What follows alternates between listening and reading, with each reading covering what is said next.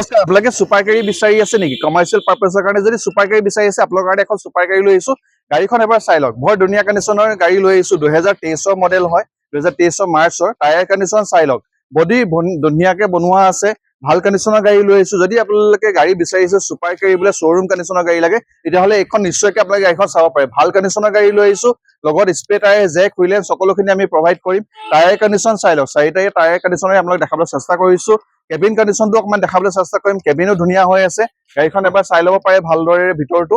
আৰু ৰানিংটো মই কৈ দিম বাৰু ৰানিংটো অডোমিটাৰ আপোনালোক দেখাই দিও 28678 কিলোমিটাৰ অনলি ৰানিং হৈছে 2023 মাৰ্চৰ সুপাৰ কেৰি হয় আৰু এইখন আপোনালোকে ফিজিক্যালি চাবলৈ হলে আপোনালোকে আহিব লাগিব ৰিচা কাৰ প্লেচ যোৰহাট মাললি ঢেকৰগা ৰোড